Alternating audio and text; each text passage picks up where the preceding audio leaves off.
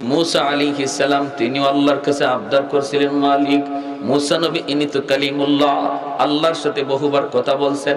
মাঝে মাঝে আল্লাহরে এমন প্রশ্ন করতেন যে আল্লাহ নিজেও অবাক হয়ে যেতেন। मूसा নবী একদিন আল্লাহরে কয়, আল্লাহ আমি যদি খোদা হইতাম, তুমি যদি বান্দা হইতা। ওইসেনি প্রশ্নটা, বুঝছেন কথা? আল্লাহ আমি যদি খোদা হইতাম, তুমি যদি বান্দা হইতা। আল্লাহ কই এটা কি তা কইছে? হুশ আসেনি? বলে হুশ আছে আল্লাহ। এরপরে এক কথাটা হলো, এরপরে হইলো যে আমি যদি খোদা হইতাম, তুমি যদি বান্দা হইতা, আমার কাছে কি চাইতা? আল্লাহ কয় এরকম তো হইতো না, তো যদি হইতো তো তোমার কাছে আমি সুস্থতার নিয়ামত চাইতাম। মুসা আলাইহিস সালাম কয়, আল্লাহ আমিও তোমার কাছে সুস্থতার নিয়ামত চাই।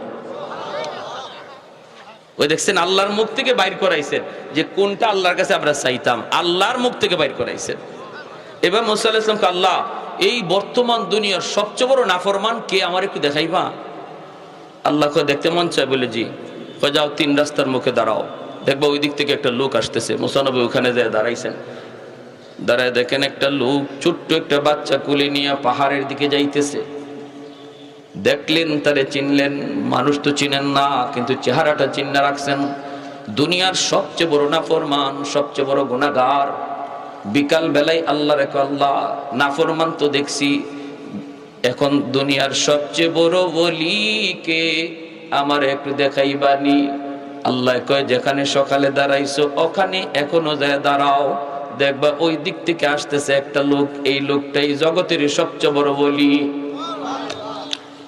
मूसा আলাইহিস সালাম তিনি ওই জায়গায় দাঁড়ালেন। দাঁড়ায় তিনি অপেক্ষায় রইছেন। তাকায় দেখেন সকালবেলা যেই মানুষটা দুনিয়ার সবচেয়ে বড় নাফরমান হয়ে গেল, এই মানুষটাই বিকালে দুনিয়ার সবচেয়ে বড় ওলি হইয়া ফিরতেছে। मूसा নবী কই, মালিক কিছুই তো বুঝলাম না গো আল্লাহ, কেমনে কি হইল একটু বুঝাও। আল্লাহ কই তাহলে मूसा শুনো, আমার বান্দা বাচ্চাটারে কুলে নিয়ে জঙ্গলে গেছে, যাইয়া বাচ্চাটারে লইয়া আমি আল্লাহর কাছে কাঁদতেছি। বাচ্চাটারে কইতেছি, বাবা তোমার বাবার মুখটা না পাক, তোমার বাবার হাত না পাক, তোমার বাবার সব অঙ্গ না পাক, কিন্তু তোমার জবানটা পাক। আমি আল্লাহর কাছে তওবা করব, কান্না করব, আর তুমি বাবার পক্ষ হইয়া সুপারিশ করব। আল্লাহ পাক কই, मूसा যখনই আমার বান্দা পাহাড়ে নির্জন জায়গায় ওইটা আমি আল্লাহর কাছে কান্না শুরু করে দিল, মালিক আমার গুনাহ পাহাড় পরিমাণ শুধু না, আমার গুনাহ তোমার জমিনের চেয়েও বেশি হয়ে গেছে। আল্লাহ এরপর আমি জানি তোমার রহমত এর চেয়ে আরো বেশি।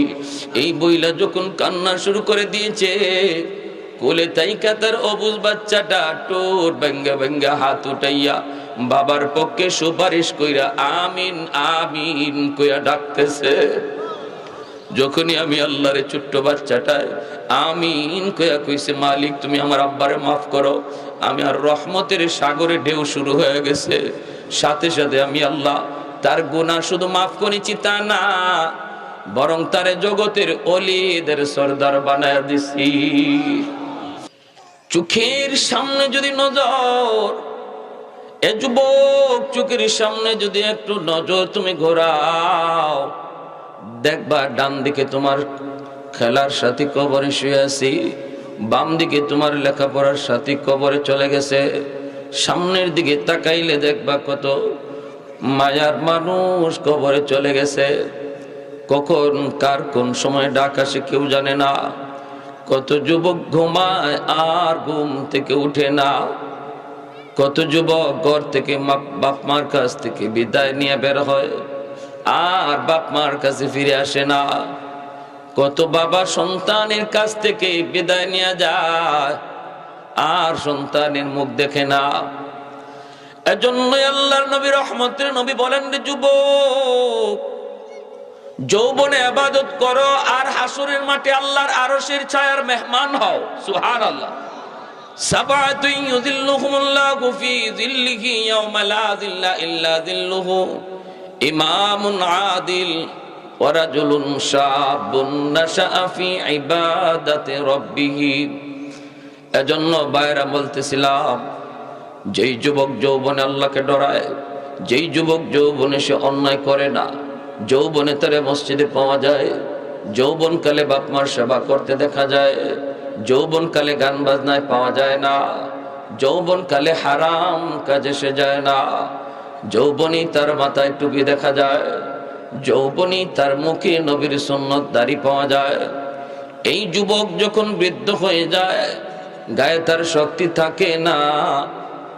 যৌবনে তার মসজিদে পাওয়া যাইত, বৃদ্ধ বয়সে মসজিদে যেতে পারে না, কারণ গায়ে শক্তি নাই, কোমরে তার জোর নাই, হাঁটুতে তার ব্যথা, বের হলে পরে পরে যাওয়ার ভয়, ঘরের ভিতরে যে নামাজ আদায় করে নাই, কলিজার ভিতরে ব্যথা, হায়রে অসুস্থতার কারণে মসজিদে যেতে পারলাম না। আল্লাহ পাক রব্বুল আলামিন ফেরেশতাকে ডাক দিয়া বলেন, ফেরেশতারা শুন, আমার বান্দার নামাজ, ঘরে নামাজের সওয়াব তোমরা উঠায়ো না, আগে আমি আল্লাহকে যৌবনের ফাইলটা দেখাও। আল্লাহ পাক বলবে যৌবনের ফাইলটা তার দেখাও। যৌবনের ফাইল আল্লাহ পাক উল্টায় কইব, ওই যে দেখো আমার বান্দার গায়ে শক্তি থাকা পর্যন্ত সে মসজিদে নামাজ আদায় করত, আজও যদি তার গায়ে শক্তি থাকতো, আজও যদি আমি আল্লাহ তার গায়ে শক্তি রেখে দিতাম, সে নিজে নিজে বৃদ্ধ হয় নাই, সে নিজে নিজে বৃদ্ধ হয় নাই, শক্তি হারায় নাই, আমি আল্লাহ তারে বৃদ্ধ বানাইছি, আমি তার গায়ের শক্তি কেড়ে নিয়েছি। যদি আজও আমি তারে সেই শক্তি দিয়া রাখতাম, আজও সে মসজিদে জামাতে গিয়া নামাজ পড়তো। অতএব আমার বান্দা যদিও ঘরে নামাজ আদায় করে, তবুও তার আমল নামায় মসজিদে জামাতের সওয়াব লিখে দাও। ইল্লাল্লাযীনা আমানু ওয়া আমিলুস সালিহাত ফালাহুম আজরুন গায়রু মামনুন। পবিত্র কোরআনুল কারীমের সূরা ৩ এর ভিতরে আল্লাহ পাক 4টা কসম খায় তিনি বলছেন, হে মানুষ, গায়ে যতদিন শক্তি থাকবে ততদিন যদি আল্লাহরে ডাকো, বৃদ্ধ বয়সে আল্লাহ পাক তোমার যত নেক আমল যৌবনে ছিল দাইমি, সমস্ত দাইমি নেক আমল আল্লাহ বৃদ্ধ বয়সে আমল নামায় জারি রেখে দিবে, জারি। যৌবনে তুমি তাহাজ্জুদের নামাজ পড়তা, এখন তুমি বৃদ্ধ হয়ে গেছো, তাহাজ্জুদ পড়তে পারো না, ঘুমায় রইছো। আল্লাহ পাক বলবে যদিও আমার বান্দা ঘুমায় রইছে, তবুও তার আমল নামায় যৌবনের তাহাজ্জুদের সওয়াব লিখে দাও। কোরআন তেলাওয়াত করতা তুমি যৌবনে, কোরআন তেলাওয়াত করতা, গায়ে শক্তি ছিল, চোখে পাওয়ার ছিল, এখন কোরআন তেলাওয়াত করতে তুমি পারো না, কারণ চোখে পাওয়ার নাই, আল্লাহর কোরআন তুমি দেখতে পারো না। কোরআনের হরফগুলি দৌড়ে রব্বুল আলামিন বলবে, ফেরেশতারা শোনো, আমার বান্দার গায়ে চোখে যতদিন পাওয়ার ছিল ততদিন সে প্রতিদিন 1 পাতা 2 পাতা কোরআন পড়তো, এখন তার চোখে সেই পাওয়ার নাই। পাওয়ারটা নাই কেমনে? কয় আমি আল্লাহ তো নিয়ে গেছি, আমি তো নিয়ে গেছি। সে নিজে নিজে সে অন্ধ হয় নাই, নিজে নিজে চোখের জ্যোতি হারায় নাই। অতএব তার আমার বান্দার যৌবনে যে 1 পৃষ্ঠা 2 পৃষ্ঠা কোরআন তেলাওয়াত করতো, বৃদ্ধ বয়সে পারে না, তবুও তেলাওয়াতের সওয়াব লিখে দাও। একটু জোরে কন্যা সুবহানাল্লাহ, আর একটু জোরে কোন সুবহানাল্লাহ। আহাদুল লাইসা কামিসলি সামাদুন লাইসা কাফাদলি লিমানিল মুলকু তুগোই তো সাদাওয়ার খুদাই, তো খুদাওয়ান্দ ইয়ামিনি তো খুদাওয়ান্দ ইয়াসারি, তো খুদাওয়ান্দ জমিনি তো খুদাওয়ান্দ সামাই, তো রহিমি তো করিমি তো সামিঈ তো বসিরি, তো মুইদ্দি তো মুযিল্লি তো মালিকিল আরশি বজাই, বরি আদ খুরদন ও খুফতন, বরি আদ তুহমতে মরদন, বরি আদ বিম উমিদি, বরি আদ রঞ্জ বালাই। আল্লাহু আকবার। আল্লাহ পাক বলে এই জমিনে যেই পরিমাণ গুনাহ হয়, প্রতিদিন জমিন মানুষগুলিরে গিলে ফেলতে চায়। জমিন প্রতিদিন আল্লাহর কাছে আবদার করে ধ্বংস হওয়ার জন্য, মানুষগুলিরে গিলে ফেলার জন্য। দেখেন না তুরস্ক সিরিয়ার জমিন 50,000-এর উপরে মানুষকে গিলে ফেলেছে। 5 তলা 10 তলা বিল্ডিং জমিন গিলে ফেলেছে মাত্র গত সপ্তাহ আগে। ভাইরা বন্ধুরা, আল্লাহ পাক রব্বুল আলামিন হাদিসে কুদসিতে আল্লাহ বলেন, এইভাবে প্রতিদিন জমিন আল্লাহর কাছে আবদার করে, আলা কুল্লা ইয়াউমিন ওয়াল আরদা ইয়াস্তাজিলু রাব্বাহু আবতালিউ ইবনা আদম ফি কারি। মালিক অনুমতি দাও, জালেম গুলিরে গিলে ফেলি। আমি জমিন আর কত গুনাহ দেখব, আমি জমিন আর কত গান বাজনার আওয়াজ শুনবো, আমি জমিন আর কত সুৎখোরের পায়ের আওয়াজ শুনবো। আমার উপর দিয়ে কেমন করে দেখো তোমার নাফরমান হাঁটে।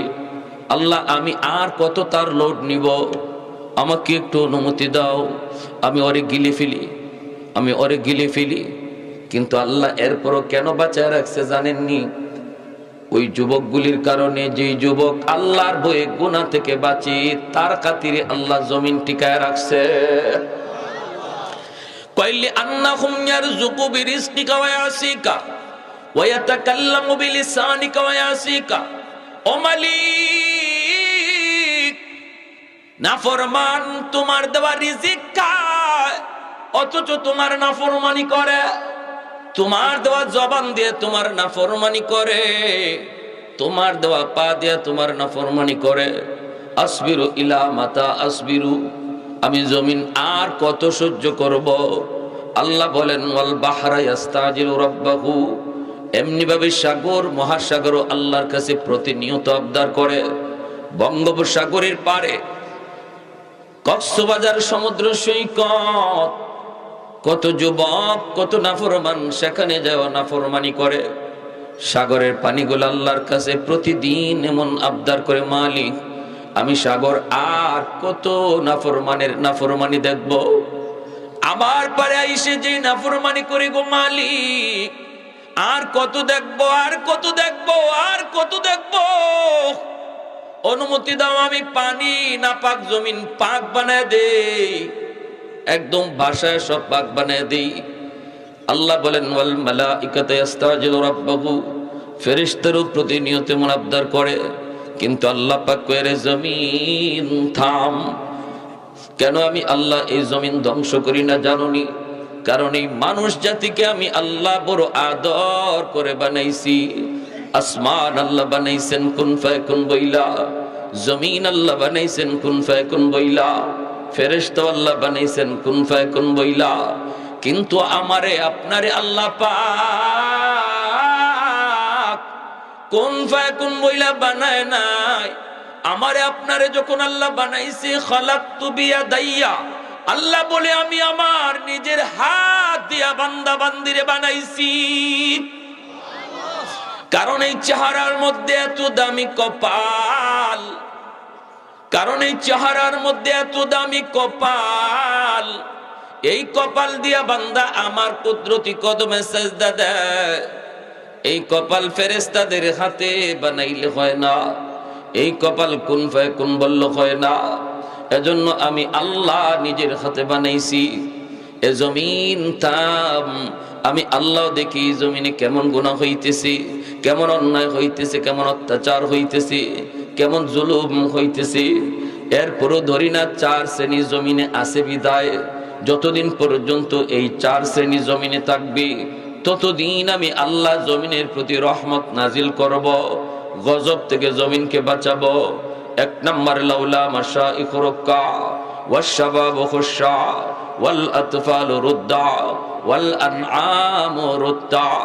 আল্লাহ বলেন, জমিনের মধ্যে 1 নম্বরে আমার কিছু বান্দা বান্দি আছে, চুল দাড়ি তার সাদা হয়ে গেছে, চুল দাড়ি সাদা হয়ে গেছে, শক্তি তার কমে গেছে, হাঁটুতে তার ব্যথা, কোমরে ব্যথা।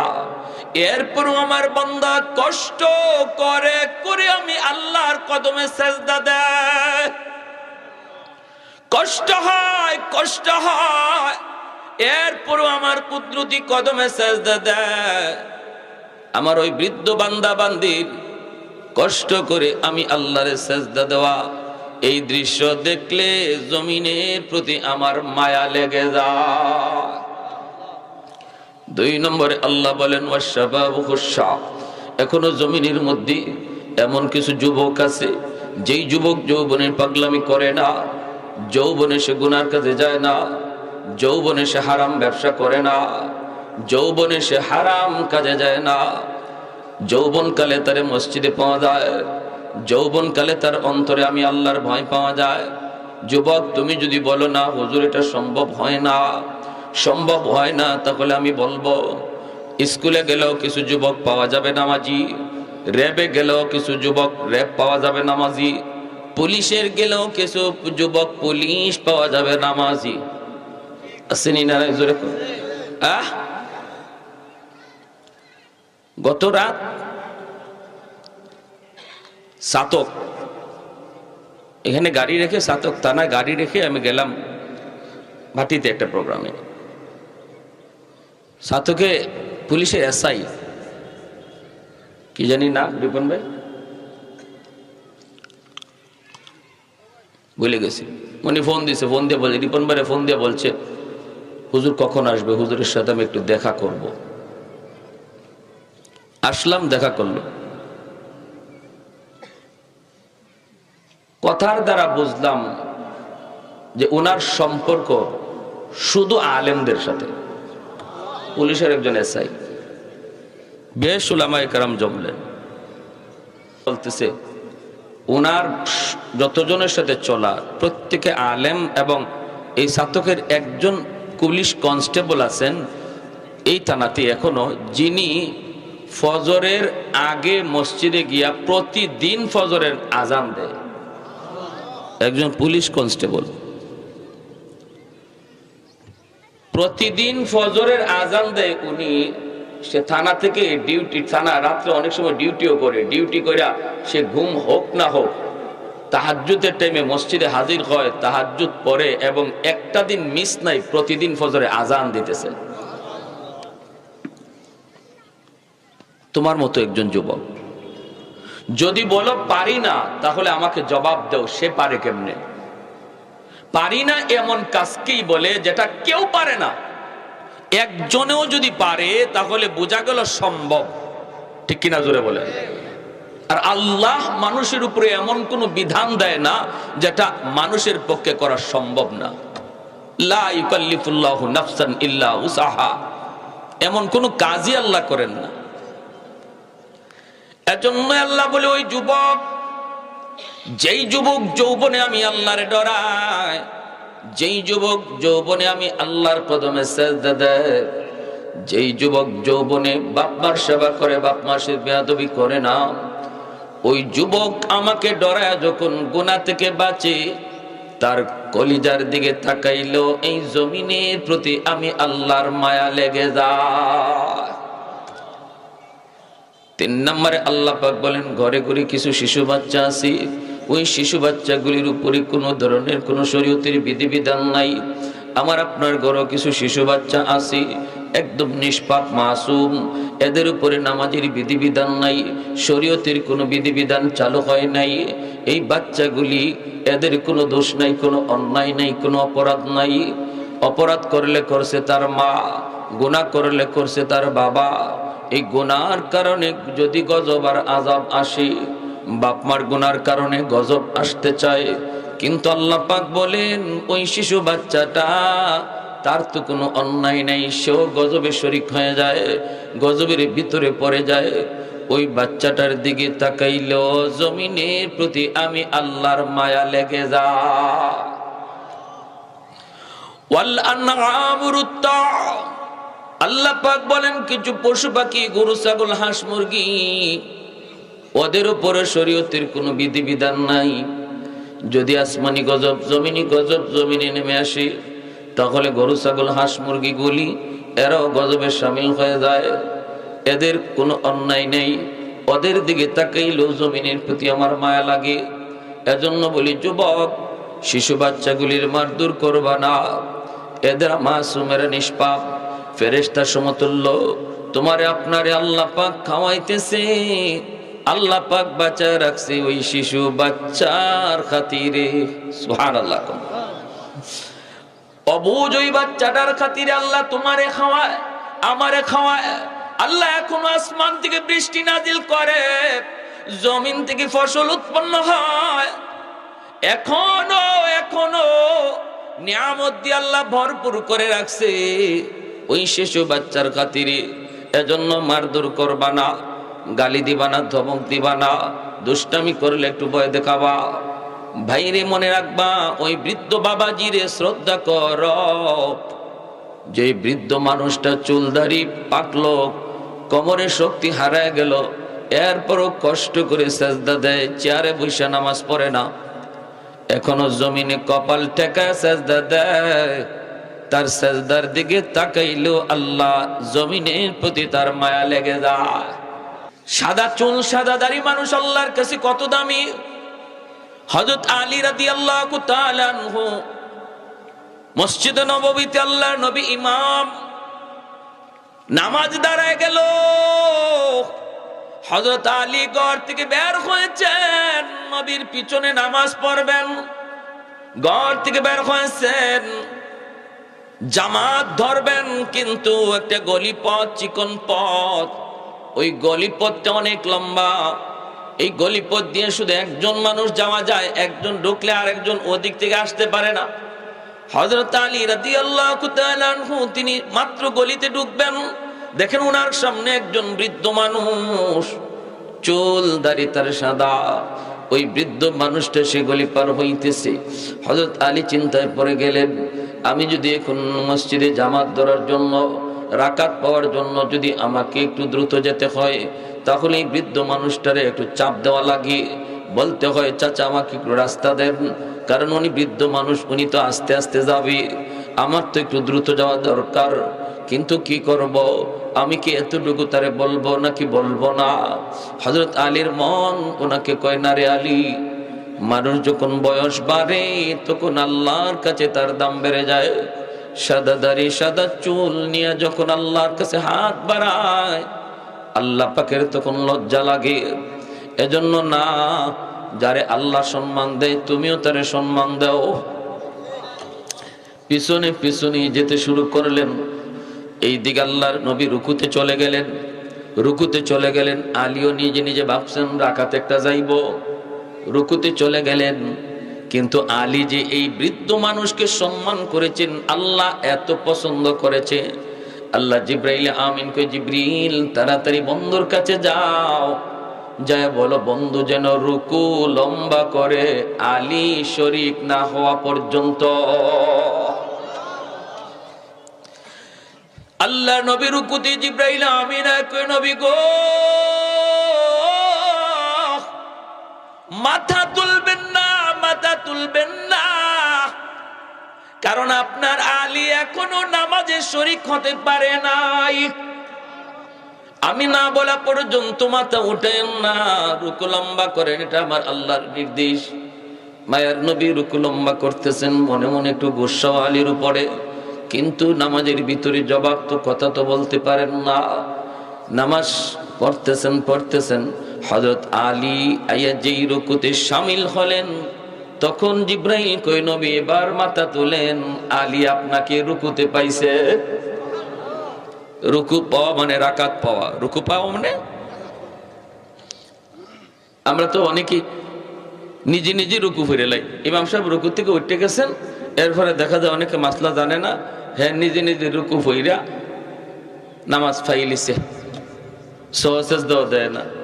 একবারও যদি সুবহান রাব্বিয়াল আযীম বলা পরিমাণ সময়টুকু ইমাম সাহেবের রুকুতে না পান, তাহলে আপনার এই রাকাত পাওয়া হলো না। এটা আপনার পরে পড়তে হবে। নিজে নিজে পড়লে আবার এটা ইমামের পিছনে পড়া হয় কেমনে? নিজে নিজে পড়া কোনোদিন নামাজের ইমামের পিছনে রাকাত পাওয়া হয় না। আলী রাদিয়াল্লাহু তাআলা রুকু পাইছেন, নামাজ শেষ হলো, এরপরে আল্লাহ নবী মিম্বরে বইয়ে ডাক দিয়েছেন, আলী এদিকে আও। গুসা আছে না, তোমার কারণে আজকে আমার অত সময় রুকু তাহল লাগলো। নবী ডাক দিয়ে জিগাইতেছেন, দেরি হলো কেন আজকে? হযরত আলী বলেন, কই গো নবী, আমি তো আপনাকে রুকুতে পাইছি, দেরি হলো কই? আল্লাহ নবী কো, পাইছো না? পাইছো। কেমনে পাইছো হুশ আসেনি? কেমনে পাইছো হুশ আছে? জিব্রাইল আমার রুকুর মধ্যে হ্যাং করায় রাখছে, মাথা তুললেন না, কারণ আলী এখনো আপনারে পাইছে না। হযরত আলী বলে, ইয়া রাসূলুল্লাহ, অত বড় ঘটনা ঘটে গেছে, এটা তো আমি বুঝতেও পারছি না। বলি, এটা বুঝবাই কেমনে? কিতা করছো এটা কও, কি হয়েছে? বলি, ইয়া রাসূলুল্লাহ, আমি টাইম মতোই বাইরেছি আপনারে রুকুতে পাওয়ার জন্য বা নামাজ ধরার জন্য। গলির মধ্যে আয়া দেখি একজন মুরব্বী মানুষ সামনে পড়ছে। এখন চিন্তায় পড়ে গেলাম, আমি কি করবো? ওনার ফিসে ফিসে আঁকমো ধীরে ধীরে, আর যদি দাওয়ান লাগে ধীরে ধীরে আঁকলে আপনার রাকাত একটা ছুটবো, আমি রাকাত পাইবো না। আর যদি রাকাত ধরন লাগে তাহলে ওনার একটু চাপ দেওয়া লাগে, চাচা একটু রাস্তা দেন, হয়ে যাওয়া লাগে। আমি চিন্তায় পড়ে গেলাম, কি করি? তখন মন বলে, মুরব্বীরেনও আল্লাহ সম্মান দেয়, তুমিও সম্মান দাও। সুবহানাল্লাহ। আজকে আমরা মুরব্বীর সাথে বেয়াদবি করে লাই। যুবক, মুরব্বীদের দোয়ায় তোমার ভবিষ্যৎ আলোকিত হবে, তোমার সামনের জীবনের পথগুলো আল্লাহ আসান করবে। ওই সাদা দাড়ি সাদা চুল মুরব্বীর দোয়ায়, তুমি তার সাথে চোখ লাল করে কথা কও। এই কথাই আল্লাহ বলেছেন, চোখ লাল করে কথা কও। আর তো তোমার এখন টাইম, এটা টাইম তোমার, এটা তোমার বয়সে কয়, বয়সে করায়, তুমি করো না, বয়সে করায়। এজন্যই আল্লাহ নবী কইছে, এই বয়সে যারা হজম করতে পারে, হে এই বয়সে আল্লাহর ওলি হয়ে যায়। কারণ এই বয়সে হজম করাটা কঠিন, হজম করাটা কঠিন। অল্পতেই রাগ উঠে যায়, গুসা চলে আয়, ধমক দেওয়ার ইচ্ছা হয়, চোখ লাল করার ইচ্ছা হয়, গান বাজনার আয়োজন করতে মন চায়। সভাপতি যদি বাধা দেয়, মুরব্বী কেউ বাধা দেয়, চেয়ারম্যানে বাধা দেয়, চেয়ারম্যান সাহেবরে দইরা আইনা গানের আসরে সভাপতি বানাইতে মন চায়। এমনও তো করে অনেক জায়গায়। বাধা যে দিছে, রাতের অন্ধকারে যায়, যে 10-12 জন একসাথে দইরা পিস্তল মুস্তল দেখায়া কয়, তুমি না বাধা দিছো, কালকে গান হইতো না? বলে, দিছিলাম তো রে বাবা, এখন কি হইছে? বলে, কালকে তুমিই সভাপতি। এটা তোমারে করায় তোমার যৌবনে। এজন্য নবী কইছে, এই বয়সে হজম করাটা কঠিন বিধায়, যে হজম করতে পারে এর সাথে সাথে আল্লাহর ওলির তালিকায় নাম উঠে যায়, নাম উঠে যায়। কচকচে টাকা, কচকচে টাকা আর শক্তি যার আছে, সে ওই সুদের ব্যবসা করার চিন্তা করে। সুদ খাওয়া হালাল না হারাম? আওয়াজ আসতে কেন? আরো আসতে কোন? সুদ খাওয়া হালাল না হারাম? খালি হারাম। সুদখোর সুদ খাওয়া হারাম জানার পরেও যদি সুদ খায়, তাহলে আল্লাহর কোরআন বলে সে চিরস্থায়ী জাহান্নামী হয়ে যাবে, জাহান্নাম থেকে আর উঠবার সুযোগ নেই। এত কঠিন হারাম সুদ খাওয়া। আল্লাহর নবী দেখছেন মেরাজের রজনীতে জাহান্নামে সুদখোর একদল মানুষের বুতুনহুম কাল বুয়ুত ফিহাল হাইয়া তুরা মিন খারিজ বুতুনহিম, পেট ভরা সাপ কিলবিল কিলবিল করতেছে, নাক দিয়া মুখ দিয়া ছিদ্র দিয়া, কানের ছিদ্র দিয়া সাপ বেরিতেছে। জিব্রাইল আমিনকে বলেন, ভাই জিব্রাইল, মান হা উলাই? জিব্রাইল আমিন বলে, হা উলাই আকালাতুর রিবা। নবী গো, এরা আপনার উম্মতের ওই সমস্ত মানুষ যারা সুদ খাইতো। সুদ খায় কেডা? যে সুদের টেকা দেয় এ খালি সুদখোর না, যে সুদের টেকা আনে হেও সুদখোর। লানা রাসূলুল্লাহ সাল্লাল্লাহু আলাইহি ওয়াসাল্লাম আকিলার রিবা ওয়া মুকিলাহু ওয়া কাতিবাহু ওয়া শাহিদাইহি। যে সাক্ষী থাকে এও সুদখোর, যে লেখে লেখে লেখে এও সুদখোর। তাহলে সুদখোর কয়জন হইল? কয়জন হইল? 4 জন। যে দিল, যে আনলো, যে সাক্ষী থাকলো, যে লেখলো।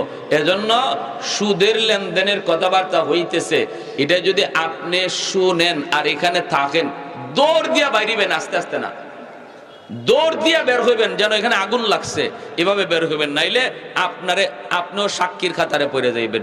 যদি বুঝেন যে এখানে সুদের আলোচনা হইতেছে, 10,000-এ 15,000, 20,000-এ 25,000 আসেনি না নাই? এখন আর ধনী করে না, এখন গরিবেও লাগায়। গরিবের ঘরেও এখন সুদ ঢুকে গেছে। বেটাইনতে খালি খায় না, বেটিনতেও লাগায়। 5,000 আইলেই কয় লাগাইলা, 10,000 টাকা তো আইলেই কয় লাগা। আর এর দ্বারা কি হইতেছে? এখন ঘরের ভিতরে গজব, রহমতের দরজা বন্ধ হইয়া গজবের দরজা খোলা, রহমতের দরজা বন্ধ।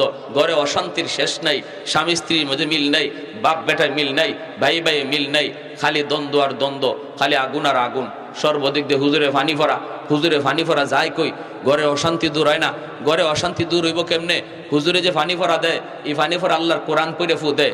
কোরআন তো গজবের দরজা দেয়, ঢুকে না, রহমতের দরজা খুঁজে গিয়া দেখে আপনার ঘরে রহমতের দরজা বন্ধ। কোরআন তেলাওয়াত হয় না মাসে একবার, কিন্তু সুদের টাকা ঢুকতেছে মাসের মাস, সুদের টাকা ঢুকতেছে। তোমার ঘরে কোরআন তেলাওয়াত হয় না দিনও একবার, কিন্তু প্রতিদিন টাইম মতো টেলিভিশন চলতেছে, মোবাইলে নাচ গান বাজতেছে। মুসলমানের রহমতের দরজা বন্ধ হয়ে গেছে, গজবের দরজা খোলা। এজন্য এখনকার হুজুররা পানি ফোড়া আর তাবিজ ফোড়া দিলে কাম হয় না, কারণ ঘরে গিয়া দেখে আপনার ঘরের দুয়ার খোলা নাই, রহমতের দরজা লাগাইল আর গজবের দরজা বন্ধ। আগের যুগের হুজুরদের ফুতে কাম হইতো, এখনের যুগের হুজুরদের যে কি হইলো? আগের যুগের হুজুরদের ফুতে কাম হইতো, কারণ মুসলমানের ঘরে রহমতের দরজা আগে খোলা আছিল। ফজরের পরে কোরআন তেলাওয়াতের আওয়াজ প্রতিটা ঘর থেকে শোনা যাইত। আমি একটা বাস্তব ঘটনাও শোনাই। আমার বাড়ি হবিগঞ্জ, ঢাকা। হবিগঞ্জের একটা উল্লেখযোগ্য একটা বাজার, নাম বলবো না, আজ থেকে আরো 30 বছর আগের একটা ঘটনা। ওই বাজারে একজন মার্কা মারা সুদ করেছিল, সুদের ব্যবসা করত। মরার আগে তার পেটটা এত বড় হয়ে গেছে, আমার দাদারা বলছেন তার পেট এত বড় হয়ে গেছে। তখন সিলেটের খালিক ডাক্তার সাহেব জীবিত, মুরব্বীরা নাম শুনছেন না, নিরাময় পলিক্লিনিকের মালিক, ওনার হাসপাতালে নিয়ে যাওয়া হলো। মেশিন লাগায় উনি কয়, কে তোমরা সাথে আইছো? তাড়াতাড়ি করে তাকে আমার হাসপাতাল থেকে বিদায় করো। আমার মেশিনে তার পেটে এমন এক সাপ ধরা পড়েছে, আমি জীবনে এমন সাপ দেখি নাই। ইন্ডিয়ার মাদ্রাজ নিয়ে যাওয়া হয়েছে, মাদ্রাজ।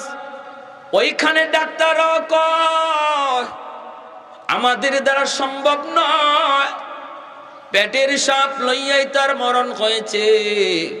কবরও তারে পেটে সাপ নিয়ে কবরে রাখা হয়েছে। এর যুবকের জন্য বলি, কার জন্য কি করতেছো, কার জন্য কি করতেছো? মাত্র অল্প কাটা টাকার লোভে পইরা যেই মানুষটা ঘরের ভিতরে হারাম টাকা ঢুকাইলো, এই হারাম টাকা দ্বারা এক বল বাত হইল, এরকম ভাবে এক বল দুই বল বাত হইল। এই ভাতটা সব একা সে খাবে না, খাইবে সে 1 প্লেট 2 প্লেট, আরো 10 প্লেট খাইব তার মা বাবা ভাই বোন আত্মীয় স্বজন। কিন্তু কিয়ামতের ময়দানে আল্লাহ পাক পুরাটা ভাতের হিসাব তার কাছ থেকে একা নিব। তুমি দিবা, খাইছে 10 জন, হিসাব দিবে একজন, খাইছে 10 জন, হিসাব দিবে একজন। হারাম টাকা দিয়ে যে ঘর বানাইলো, থাকবো 10 জন, হিসাব দিব একজন। এটা জানার পরেও যে সুদ খায়, বলুন সে বুদ্ধিমান না বোকা? আরো জোরে কোন বুদ্ধিমান না বোকা? এজন্য বলি যুবক, একটু দিলটারে বুঝাও না। না, হারামে আরাম, জোরে বলেন, হারামে আরাম নাই, হারামে আরাম নাই, আরাম নাই। এই হারাম টাকা দিয়া সন্তান লালন পালন করবা, এই সন্তানই তোমাকে সবার আগে ঘর থেকে বের করবে। হারাম টাকা দিয়া ঘর বানাইবা, এই সন্তানই সবার আগে তুমি বাবার খানা বন্ধ করবে। হারাম টাকা দিয়া সন্তানরে খাওয়াইবা, এই খানা তোমার সবার আগে সন্তানে বন্ধ করব। হারাম টাকা দিয়া ঘর বানাইছো, এই সন্তানই তোমাকে এই ঘর থেকে বের করবে। এই ঘরের ভিতরে আরাম নাই, এই খানার মধ্যে আরাম নাই। এজন্য আল্লাহর দোহাই, আল্লাহর দোহাই, ব্যবসা করো, ব্যবসা করা আমার মায়ের নবীর বহুত বড় সুন্নত। অল্প কামাই হোক, আল্লাহ এর ভিতরে বরকত দিবে। কম রুজি যদি হয় আর হারাম পথে কেউ না চলে, আল্লাহর দেওয়া কম রুজি, আল্লাহর দেওয়া কম রিজিক পায় যে আল্লাহর উপরে খুশি, আল্লাহ তার অল্প আমলের উপর আল্লাহ খুশি। এটা আল্লাহর নবী বলেছেন। রিজিক দেন আল্লাহ, যারে আল্লাহ রিজিক কম দেন এরপরে আল্লাহর উপরে খুশি, নারাজ না। হারাম পথে কামাই করে আল্লাহরে নারাজ করে না। আল্লাহ নবী বলেন তার কম আমল পাইয়া আল্লাহ খুশি। ধনী যদি মুনাজাত করে আর এই মুনাজাতে 10,000 টাকা আল্লাহর ঘরে দানও করে, তবুও গরিবের খালি হাতের দোয়া আল্লাহর কাছে আগে কবুল হয়ে যায়। কোন মানুষটার, যে মানুষটা রুজি করে কম কিন্তু এরপরও হারাম খায় না, রুজি করে কম এরপরও হারাম চিন্তা করে না, এই মানুষটার খালি হাতের দোয়া আর ধনী মানুষের, যে মানুষ দোয়াও করে আবার 10,000 লাখ লাখ টাকা মসজিদে দানও করে, তার দোয়ার আগে গরিবের ওই খালি হাতের দোয়া আল্লাহর কাছে কবুল হয়, আগে কবুল হয়। শুধু তাই নয়, ইন্নামাল ফুকারা ইয়াদখুলুনাল জান্নাতা ক্বাবলাল আগনিয়া বি500 সানা। নবী বলেন ওই মানুষটা, যে মানুষটা ব্যবসা করে কম রুজি করে, আরেকজনে হারাম ব্যবসা করে, ওই যে মানুষটা হালাল ব্যবসা করে কম রুজি করে, আল্লাহ তারে ধনীর 500 বছর আগে জান্নাত দিব। কয়শো বছর আগে? 500 বছর আগে জান্নাত দিব। যে ধনী মানুষ নিজেও জান্নাতি, নামাজ পড়ছে, সেও নামাজ পড়ছে, দুনিয়াতে হারাম পথে চলছে না, হালাল পথেই চলছে, নামাজ কালাম গরিবের সাথে একসাথে পড়ছে, এরপরও গরিবরে আল্লাহ ধনীর 500 বছর আগে দিব, আর ধনীরে 500 বছর পরে দিব। কেন? কারণ হলো আল্লাহ কত বড় ইনসাফ ওয়ালা। আল্লাহকে বান্দা, আমি আল্লাহ তোরে দুনিয়াতে গরিব বানাইছিলাম, এজন্য যা চাইছিলা তা পাও নাই। দুনিয়াতে তুমি যা চাইছো তা পাইছো না, কারণ তোমার রুজি নাই, টাকা নাই, পয়সা নাই। আমি আল্লাহর উপরে যে তুমি এর উপরে সন্তুষ্ট, তোমারে আমি মরণের পরে জান্নাতে যা চাইবা তা পাইবা, এটা ধনীর 500 বছর আগে দিব। দুনিয়াতে তোমার চেয়ে ধনী আগে ছিল মিনিমাম 60-70 বছর, আরাম করছে বেশি, ঠিক না? হায়াত, দুনিয়ার হায়াত কত? গড়ায়ু 60-70। এই 60-70 বছর হয়তো ধনী যা চাইছে তা পাইছে, তুমি যা চাইছো তা পাইছো না। কিন্তু পরকালে